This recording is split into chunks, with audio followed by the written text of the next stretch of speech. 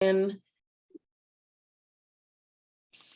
with Michael Lloyd. We're welcoming him today. Michael's an Agile coach. He's a Scrum Master and he's a Thought Provoker. He's been helping teams improve their ways of working for nearly 8 years now, and currently works as an Agile Trainer for and digital. And he's helping people get their Scrum and SAFe certifications as well. So I'm gonna go ahead and turn it over to him, and we'll get started. Thanks, Michael, Brilliant. for being here. Appreciate it. Yeah, thank you, Jamie, and thanks for having me. I'm hoping everyone can hear me okay. I'm just going to start sharing a screen. And it's not a meetup if I don't ask that age-old question, can you see my screen share? Brilliant, thank you, love it. All right, things are starting well. All right, well, the first thing I would love, this is going to be a bit lame, but for anyone that's got a camera on, I would love it if you can give me a wave or a thumbs up, because that just always gets my endorphins rushed. And then if you're not on camera and you don't want to put your camera on, just an emoji would be great as well. But yeah, thank you for having me. I'm really excited to be talking about dysfunction mapping today, because for those who follow me on LinkedIn, this is something that I've been kind of percolating for a while, and I'm excited to kind of test it with a bigger crowd. And the reason that I start with a little bit of the old thumbs up and give me a wave is I'm one of those we're training from the back of the room people. And if you want one little tip you can take away today, is that getting people to just interact and engage early is a fantastic way of just getting a bit of the blood flowing and remembering stuff. So there's a free one from me. I won't bore you with all the details about who I am. Obviously, Jamie's just given me a great intro there. A couple of quick things I always like to call out, though, because who even is this guy, right? Why should you trust me? But I'm PSM3 certified from scrum.org. I'm an SPC with SAFe. I know SAFe can be a little bit of a contentious one, so please don't judge me too badly. But I'm framework agnostic. I like to empower teams to figure out good ways of working. The one thing that I particularly want to share, though, is that I do a lot of free coaching and mentoring. My main kind of passion at the moment is helping Scrum Masters and Agile coaches who are quite new to get started on the right foot, because there's a lot of snake oil out there. And so if you are new on your journey and you ever need a sounding board, someone to chat ideas through with, please do reach out. And actually, it is pretty cool to see a few familiar faces on the call here, people that I've chatted with on LinkedIn and the like. So thank you all for being here as well. But I'm going to get into the meat. Why are you here today, right? So I'm going to start with a bit of a story. For some of you that follow me, you might already know this character that I'm about to talk about. This is Gilbert. So Gilbert is a Scrum Master, and he would love to work only with high-performing Scrum teams. The kind that are empowered and in psychologically safe organizations. They know Scrum, they love it, and everything's sunshine and rainbows. But the reality is, Gilbert has to pay the bills, right? And the majority of people that really need his help, the majority of people that are trying to get his services in their organization, in their team, they don't really sound quite like that one we just described, right? Maybe they've got a lot of dysfunction, a lot of challenge.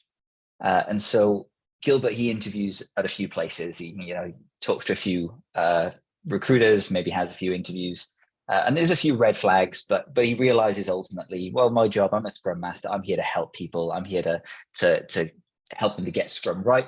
And so that sometimes means jumping into places where it's going to be hard, and I have to just make the most of that situation, right? And so he takes one of these jobs and he jumps into an organization and figures out, well, where can I get started? And pretty much from day one, right away, Gilbert arrives and things are not sounding or looking great. He's hearing a lot of complaints and a lot of concerns around the place. Everything from team members complaining it's too much work, we're too busy. There's always someone pushing more work onto our plate, making us commit to more stuff. He sat in the lunchroom one day and he overhears some people complaining, oh, that manager, they came in and they yelled at me again because something wasn't done by a particular deadline. Aren't they a nightmare? He hears the managers themselves having conversations. Oh, it's this agile fad again. We've got a new Scrum Master. What's that all about? Can't we just keep doing what we've always done? It's worked for the last 30 years. It'll work for the next 30 years, right? He's taking a walk around the tech support team and he hears things like, oh yeah, no, it's fine. Just restart the program for the third time. And after the third restart, it'll all work. That'll be okay. He hears conversations in ideation sessions with people saying things like, well, maybe the customer would like this. Well, could we ask the customer? Oh, no, we can't ask the customer. We leave that to marketing, leave that to sales. he sees and observes managers coming into team meetings and saying things like, well, when's it going to be done? And the team obviously naturally saying things like, well, it's complex. We're not really sure. We got a rough idea. No. When I've got a golf game to get to, when can it be done? And then obviously the most painful one of all, maybe some of you have heard before, is Scrum is stupid. It's just too many meetings. There's all this nonsense. I don't want to do Scrum. Just leave us alone to get stuff done. And so there's a lot of this stuff that Gilbert's noticing, and this is just what he's hearing, right? These are just the conversations. So to make matters worse, when he starts spending a bit of time, walking around the office and looking at the teams, looking at how the work gets done, he starts observing absolute chaos. You've got testing teams taking weeks to sign off work. You've got complaints and arguments and conflict everywhere you walk.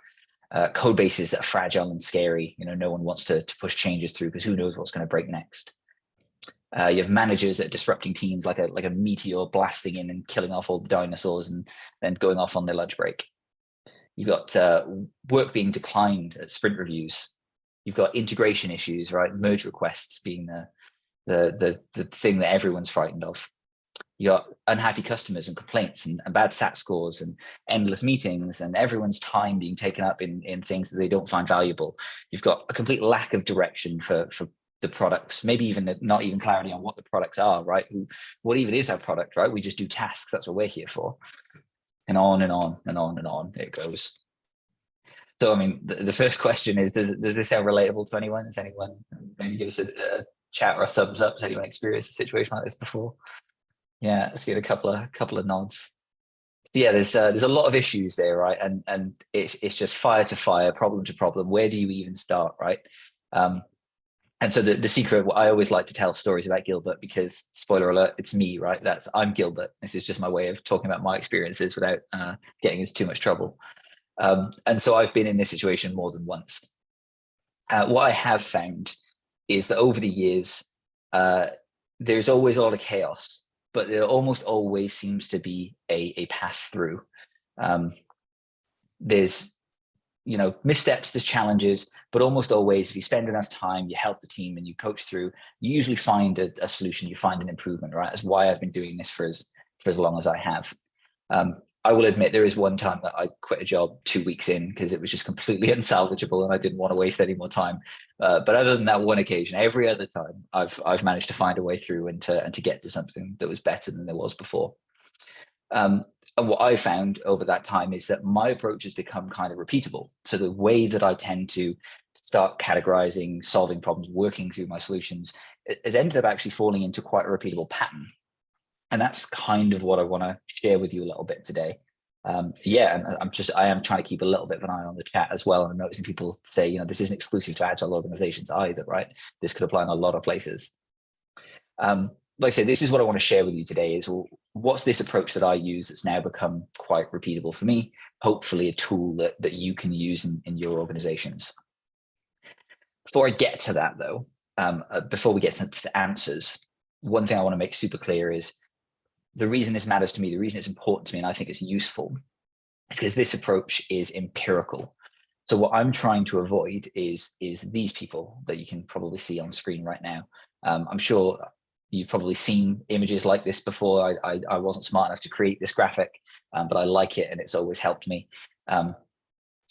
If we don't have an empirical process, right, as a lot of us already know, that's when we're at risk of just being pushed in the direction of whoever has the biggest wallet, right, or the biggest job title.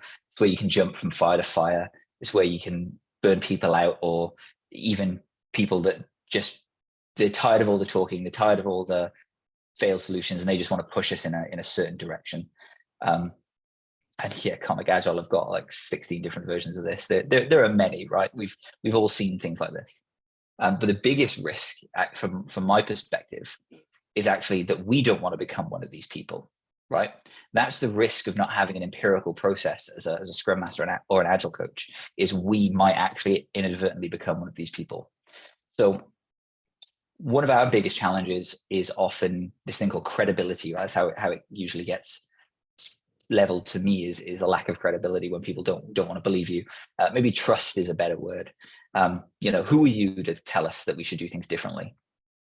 Like, well, maybe we're experts in Scrum. Maybe we've got a lot of experience with this agile stuff.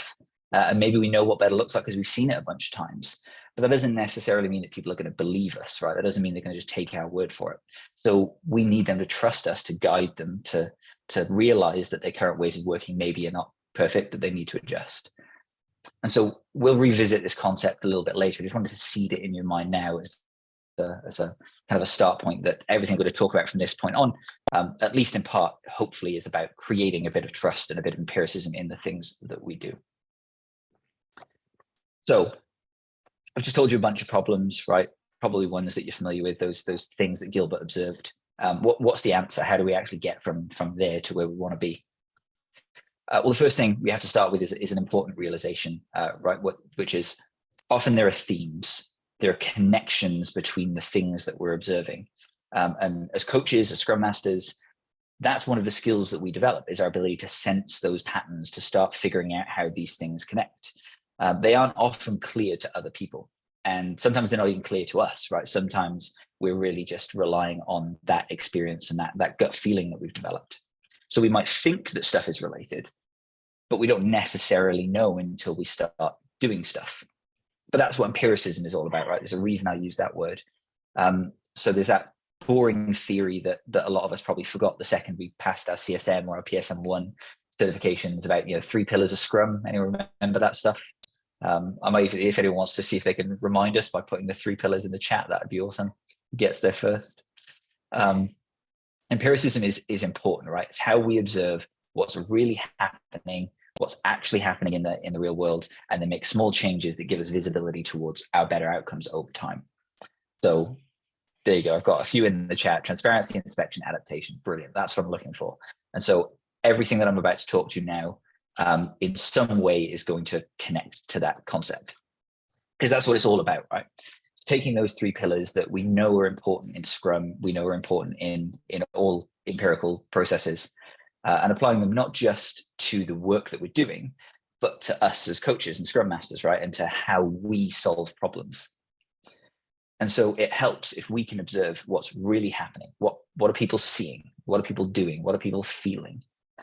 And that's what dysfunction mapping is for, right? It's not, and I want to make very, very clear, so that this doesn't end up getting used as a hammer to beat every nail. This is not a paint by numbers approach, right? This is not a tool that is intended to push you to some particular outcome or approach, and it's not going to tell you the right answer to any problem. I use this as a tool, and I think you might find it useful as a tool to augment your gut feel as a Scrum Master or an Agile Coach. The thing I often call the spidey sense, right? That feeling that you can just tell that there's something here and it's connected, but you don't necessarily know how to help someone else to put those things together. So it gives you clarity and it gives you purpose and it gives you ideas that you can test. So I often call this a hypothesis-based coaching tool, right? It's about forming hypotheses so that you can then figure out, is my spidey sense right? Can I move things in the direction that I want it to move? So it's not going to tell you what the right answers are, but it will give you some broad themes. It'll give you some specific concrete actions that you can take. And more importantly, it's aimed at solving more than one problem at a time, right? So rather than jumping from fire to fire, we can take a step back, look at connections and figure out, well, okay, how can I make the biggest impact with the smallest amount of effort? And then adjust as needed if it turns out that I'm wrong. And I'm conscious that you might not be able to fully read everything in the image. I'm just using this as a kind of visual tool for now. We will talk through more of the detail. But the other thing that dysfunction mapping helps with is it gives you something to point to. So that whole trust me problem I was saying about a minute ago, right? Oh, well, I'm the expert. I think this is a good idea. Let's do it. Well, this actually gives you something you can point to, some specific negative outcomes that probably the whole organization can see because people maybe have told you about them. And you can say, yeah, and these things can be solved by doing these other things over here. And now we have something that we can have conversations with stakeholders, with teams about. So this probably sounds a little bit like magic so far, right? So I'll try and make this a little bit clearer for you. So back to our little image of all the nonsense. How does it work? How do you start? So probably it starts an awful lot like what you already do today as a Scrum Master and Agile Coach, right? You're going to talk to a lot of people and you're maybe even going to start writing some stuff down. So all those complaints, all those observations, just write down everything that you see. To augment this, I would suggest going out and deliberately interviewing people in the organization, in the team, right? Stakeholders, maybe even customers if you can. What's making life painful for them? What's preventing them getting the value that they're looking for? And just aim to capture as much as you possibly can. Also, use your spidey sense. So there might be dysfunctions, problems, challenges that you can perceive because of your expertise as a coach and the things you've seen in the past that other people might not tell you about. But you might see something and, see a daily scrum overrunning a 15-minute time box every single day. And maybe no one else is complaining about it because they think it's a good use of time. But you're thinking, there's not a lot of collaboration helping elsewhere, right? If the team's spending all the time talking in the daily scrum. So it's totally fine to also write things that are just based on your gut feeling, your observations. And yet that even includes the manager that's coming in every day and changing the team's plan because they've got a new pet project. Even if it's uncomfortable, write down the stuff that you think is problematic. Again, no right or wrong answers here, right? This is a data gathering exercise. So me personally, when I do this, I usually spend the first week, 2 weeks, maybe even 3, just doing this, right? Just observe, just write stuff down. Don't try to fix, don't try to coach, just get a sense of what things look like, because we can be tempted to just jump straight into solutioning. And in my experience, that's where I've ended up shooting myself in the foot. And I'm sure probably a few of us have experienced that too. So you do this for a few weeks, right? You write all your stuff down. You've now got a bunch of Post-it notes and you've got a massive list, right? It's probably going to be bigger than this one. So this is an example one that I pushed together with some kind of generic examples. Feel free to just have a look through those and see if they seem familiar. But your list is probably going to be bigger than this, right? That's totally fine. There's probably not an upper limit. But at some point during this process, you're going to start wanting to consolidate, right? Are there obvious duplicates here, right? Have I written down that manager is a dick to everybody 3 times? Cool. Let's maybe just have one. This manager is a dick. Post it, right? That's easier. Which stuff is clearly connected? Which stuff maybe forms some themes that we can just bucket together for now? When I started doing this, before I had like the formal approach, I literally just had an iPad and an Apple Pencil, and I'd write down all my chicken scratch notes, and then highlight things and move them around and start sensing patterns that way. So how you capture it is up to you. I realized pretty quickly though that using something like Miro is a lot easier because it's just easier to move stickies around. But use whatever tool makes sense to you. What you're aiming to get to, right? A sign that you've probably started reaching the limit of what's worth writing down is when you get to that point of diminishing returns. So after a couple of weeks, you're probably going to start getting to the point where most things that you observe and go to write down, you realize that they're already captured somewhere on the backlog, right? And maybe you want to tally it and note that you're seeing it again. But the point is you're no longer really adding new stuff. You're just seeing the same patterns again and again. And that tells you that you're probably ready to actually start doing some stuff with this, right? What can I do with this information? And so now we can actually create a dysfunction map, right? We've got our big list. We've got a giant series of stickies. And a dysfunction map really starts with just 2 columns. And those columns are dysfunction and symptom. And I'll get into a bit of detail in a sec about what these actually mean and the difference between them. So don't worry too much for now. But the thing that you're trying to do is get all of the stuff from your backlog, from your big list of stuff that you've seen that doesn't feel right, and figure out, is it a dysfunction or a symptom? And are there themes and connections that I can already start to form? So this might be where you start combining things. It might be where you start breaking things up. Again, there are no right answers. You're just kind of going through the exercise, because actually thinking about that problem, right? Is this a dysfunction or is it a symptom? That in itself will probably help you get some clarity of where this root cause might be and what problem you might need to solve. But I will spend a bit more time, because dysfunction versus symptom, right? This is kind of hard language. Maybe I can help make that a bit clearer. So when I do this, I separate out for a very important reason. A symptom is the stuff that you can observe that is clearly not good, right? This is the stuff that you can see or that other people that are telling you about that gives you an idea or a feeling that there is a root cause somewhere else that is causing this symptom. And you'll notice I'm just using a dictionary definition there. That's because I'm going to start by kind of deliberately confusing things and disagreeing with one of the most popular books ever written on this topic. Does anyone recognize that pyramid there? Does anyone want to, in the chat, want to have a go at saying where that pyramid might be stolen from? Give it a second, see if anyone recognizes it. Yeah, there we go. 5 dysfunctions of a team. Love it. So Patrick Lencioni, or I'm definitely pronouncing his name wrong, is brilliant, and the book is fantastic. And I'm not really disagreeing with him, but the things that he's written about there are what I would call symptoms in this case. And if you read the book, he basically is saying the same thing. So these are things that indicate that there is another condition, another disease somewhere, right? They aren't the root cause. They're signs that there is something wrong. And that's what I mean by symptom. And so if you're trying to identify symptoms, figure out what the symptoms are, this 5 dysfunctions of a team pyramid is one lens you might bring to try and figure out what these might look like, right? So are you seeing things in the real world that represent an avoidance of accountability or a fear of conflict? What does that look like in practice? What are people complaining about, right? Like I say, I'm not really disagreeing with Patrick here. I'm just kind of trying to separate symptom versus dysfunction in a clear way for the purpose of mapping. So the point here is that these are themes, right? So in each of these 5 dysfunctions and any other dysfunctions that you might see, you're likely to see manifestations of that in behavior. Those are symptoms. Those are the things we're trying to capture. So they're things that tell us that something's wrong. They aren't the root causes. They give us a sign of where we might want to look.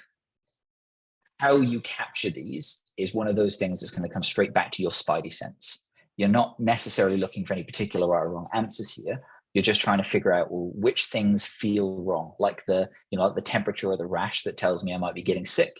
Where are the things that clearly are making people uncomfortable, but on their own, solving them wouldn't necessarily make things a whole lot better. Another way to look at it is the absence of the symptom might tell you that you solved an underlying problem, right? So the daily Scrum overrunning the 15-minute time box each day, is that necessarily better? Maybe, maybe not. But if the daily Scrum stops overrunning the time box each day, there's a sign that whatever you have done has had an impact, right? Because the team is now collaborating more throughout the day and they don't feel the need to overrun the time box, is an example of a symptom. I'm noticing there are questions there, and apologies, I'll have to try and come back to some of them because at least in that case, I'm not entirely sure of the answer. A lot of what I've incorporated has been through osmosis rather than deliberate thought, so maybe we can discuss that at the end. So symptoms, things that we can see, things that we observe that don't feel right, that tell us there's a problem. How is that different from a dysfunction in the sense that we're talking about here? Well, a dysfunction, again, going to dictionary.com, and the reason I feel it useful to separate these ideas, a dysfunction is an abnormality. It's a disruption in something that's normal or good. And so the simplest way I visualize it is, well, if we're deliberately breaking a rule of Scrum, that would be a dysfunction, right? Deviating from a known good practice is a dysfunction, and that's separate from the symptom, which is the negative outcome that would cause. So frameworks, tools, processes that exist, they give us boundaries, they give us guidance. They're not necessarily perfect, they don't tell us everything, but they have a lot of collective intelligence in them from the people that have created them. And we can probably say with some confidence a lot of the time that if we are deliberately not following rules that we said that we wanted to follow, or deliberately misunderstanding or mispracticing something, there's a good reason to reassess why we're doing that. So this helps us with finding our root cause, right? If there is a symptom and then there's a dysfunction and missing or misapplied practice, could that be taking us towards a root cause? Could solving the dysfunction potentially solve one or more symptoms? So it gives us that step back view. So where are we abusing or disrespecting values, principles, that sort of thing? And it's important to kind of pause there and say that this isn't about Scrum necessarily. So most of the teams that I work with tend to be kind of using Scrum, or at least thinking that they're using Scrum. Whether they are is sometimes debatable, but that's one example that's quite easy to point to. But there's no correct framing for this, right? So we could be looking just at the Agile principles, the Agile values. My approach generally is think about what the organization claims to be using, right? So if the organization says they are trying to use Scrum, check to see if that's true. Are we actually trying to get the value? Are we getting the value we should be getting from Scrum? Same goes with SAFe, right? We could argue all day about whether SAFe is good or bad. But if an organization is trying to use SAFe, we should at least be trying to use it in the way that it's intended to get the value out of it, and being clear when we're not doing that. So you might use Kanban, right? You might use XP, test-driven development, pair programming, mob programming. You might think about DevOps, CI/CD pipelines, scaling frameworks. There's no correct lens to bring to this.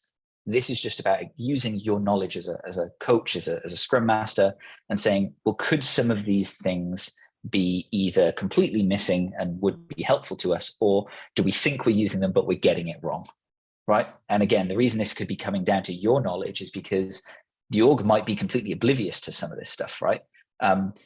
Does the organization think Kanban just means we've got some stickies on a board? Do we have to actually let them know that Kanban's a little more than that? Where are our word limits? How are we making our policies explicit? They might not even be aware of the concept of a continuous delivery pipeline, right? There might be some people in the organization that care, but that doesn't mean the leadership and the people with power are doing this stuff. So again, no right answers. What we're just trying to do is use these as lenses to figure out, well, what are our dysfunctions? What are our symptoms? And so we're basically just filling up these two columns, right? We're trying to get all of our stuff from our backlog into one of these two places. Sometimes it's not clear where each of these things goes, right? You might look at something and say, is it dysfunction? Is it a symptom? I find that's usually a sign that actually there are two things here and I should try splitting it. And that helps give me clarity in the direction of the root cause. So this is an ideation exercise in a way, right? It's about capturing reality, yes, but it's also about trying to generate ideas, figuring out all the possible solutions you could come up with as a coach, as a practitioner. So, could this symptom over here be connected to this dysfunction? Could this one dysfunction, if solved, clear up all of these symptoms? And most of the time, the answer is maybe, right? So use your spidey sense, make the possibility into a hypothesis. Try to go from maybe into I believe. I think that if we do this, this thing over here will change.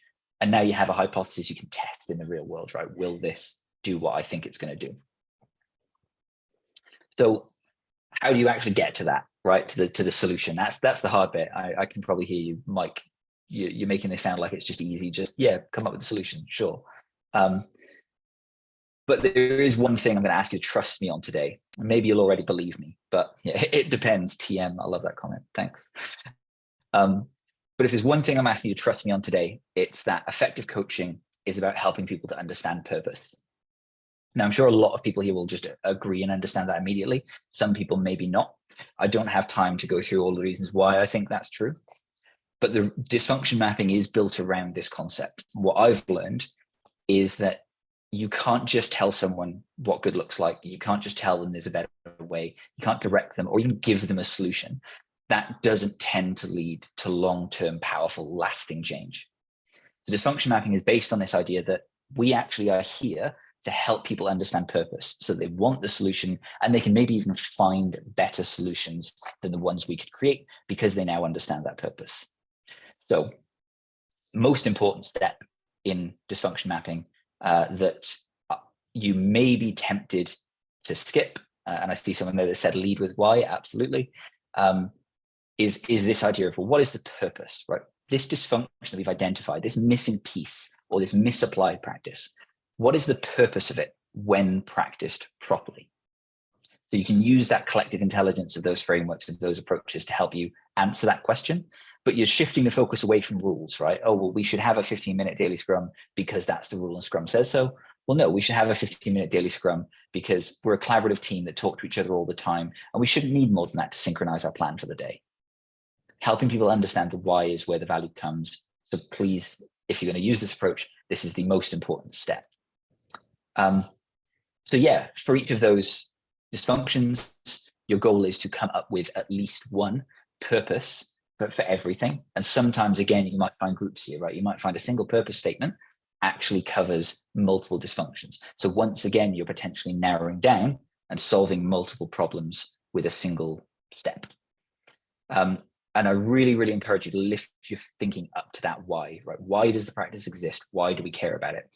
Pull away from all that stuff about because the Scrum Guide says or any of that stuff. And if you can't answer the question, you don't know the why, that's a good sign that you've got more thinking to do, right? Because if you can't answer that question, you're not yet ready to be telling people how they should be doing stuff and how they should be behaving. And don't worry, that's fine, right? You're not expected to know all the answers all the time.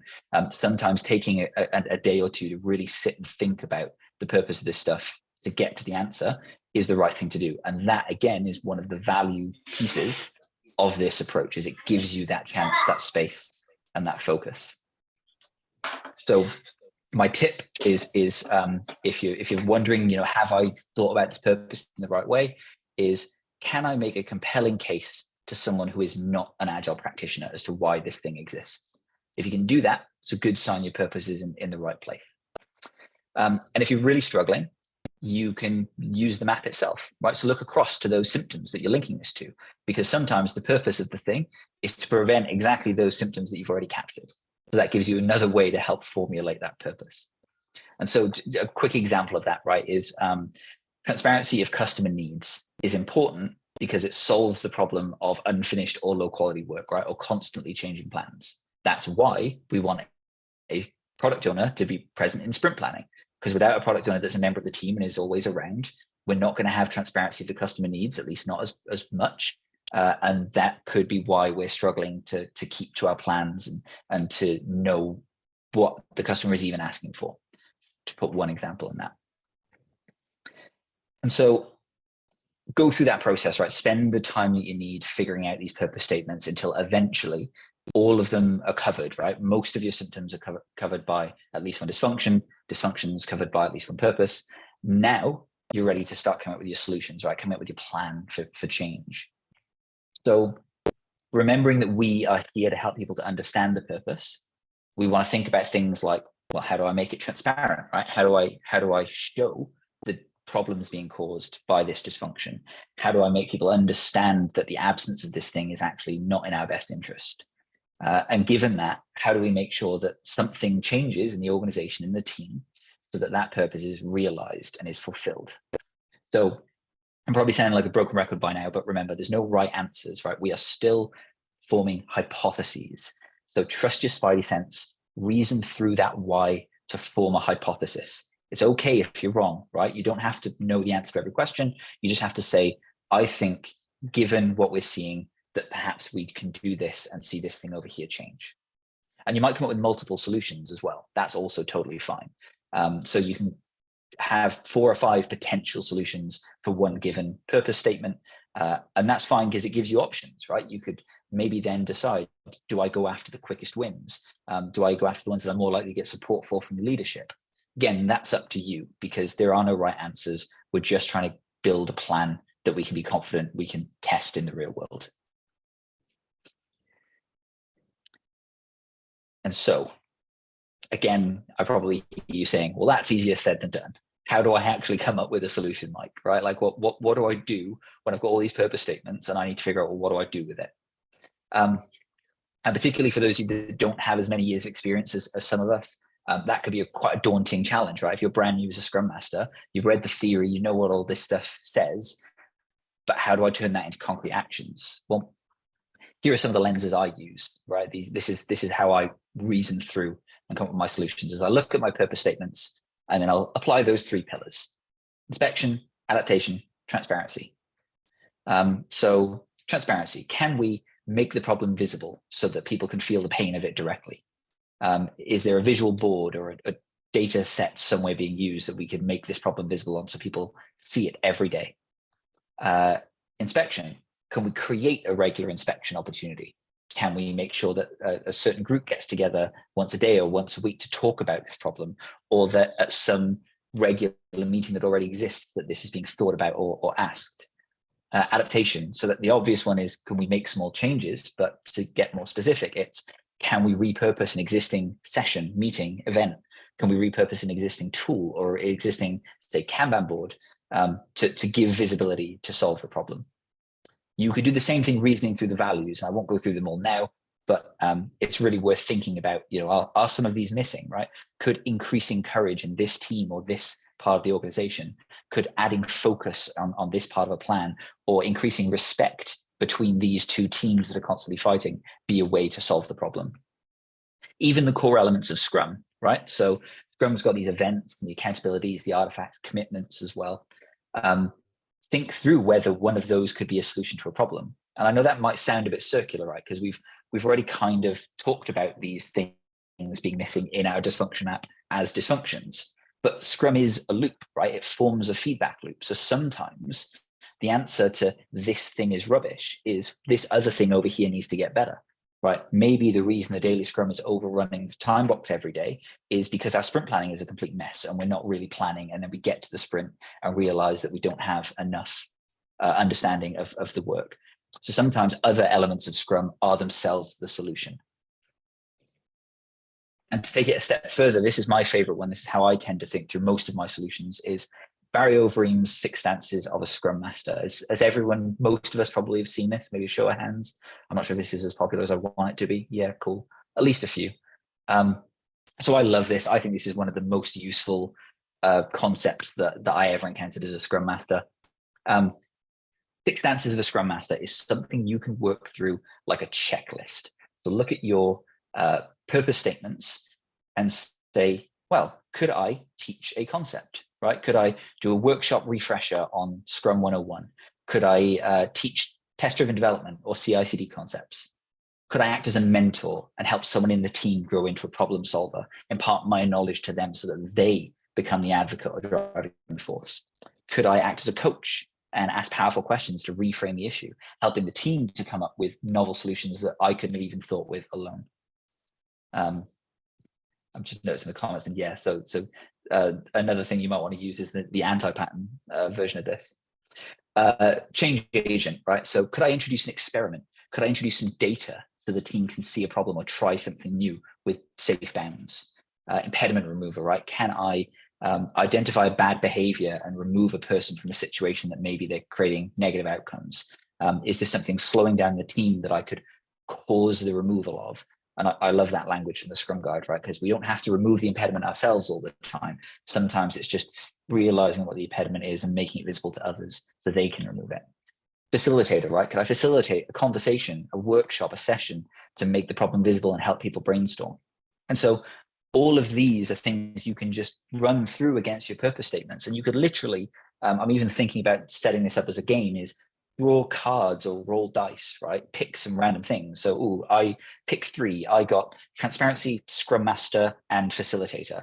How might I use these things to solve this purpose problem, right? Because again, there's no right answers. We're just forming hypotheses. And so by the end, right, by working through this process, you end up with a bunch of potential solutions that you've hypothesized. And all you need to do is figure out a way of testing it, right? What's a measure so that I can go after this solution and see if I get the outcome that I'm looking for. And that's actually the easy bit, because we've already done all the thinking through the dysfunction map, right? As we've gotten to this point. So most of the time, all you need to do is look back over to that symptom and say, well, if this negative symptom exists, then the measure is that this negative symptom no longer exists or reduces in some way, right? So the team doesn't achieve sprint goals might turn into the team achieves sprint goals 80% of the time. Or, the team doesn't finish their work could turn into the team finishes 80% of the work that they plan in sprint planning. Again, no right answers. This is about forming a plan, forming a set of steps that allow you to say, if we do this stuff, we hope to impact these symptoms. And then it's empirical, right? Because it's based on real observations. We're connecting our plan straight back through to the things that we were observing right at the start. And now we can test it in the real world. If we're wrong, we pivot. If we're right, we should see what we expect to see. And then we've got confidence, right? Our spidey sense is augmented by evidence and empirical data. I'm a bit conscious of time, so I'm gonna just quickly jump through the last few bits and pieces. But I mean, essentially that's it, right? Like that's all you're doing here. And I'm conscious that I haven't given you really concrete examples because going through this in the real world is hard. It takes time, it takes thought. But here's one example of a dysfunction map I recently created together with another Agile coach. He was brought in as a consultant to help a particular client. And instead of them just paying arbitrarily for his time, he instead used dysfunction mapping to come up with an outcome-based engagement, right? Figure out what the dysfunctions are, figure out how we can solve them together, and then work through those over time to achieve specific results. So this is something you could share with other people. You could just use it to clarify your own thinking. You could iterate it by yourself and share it just based on the outputs, right? These are the things that I've decided to do as a result. Let's talk about those. Maybe keep all of the stuff that I've written down just for me, because maybe it might offend some people. I personally am not precious about the approach that you use here, right? This is a tool. Use it, tweak it to your context, figure out how best to make it work. Although I would very much say, please focus on that purpose, right? That's really the middle point that this all hinges on, is what is the purpose? Here's another example. This is one that I created when I was in an organization, and I actually turned it into a coaching Kanban. So once I'd created my themes and started coming up with my hypotheses, I turned them into Kanban stickies that I could put in my backlog. And each of these can be expanded, and it's got all the extra detail in it of what I'm hypothesizing. But then I can prioritize them, and I can work through them a few things at a time, right? At any given time, and have a couple of coaching things on the go, a couple of process changes on the go, and then a couple of training things that I'd be running through. And I can work through those, test the hypotheses, and then adjust as I go. And then again, the plan itself, the backlog can be adjusted, more can be added to the dysfunction map as you go.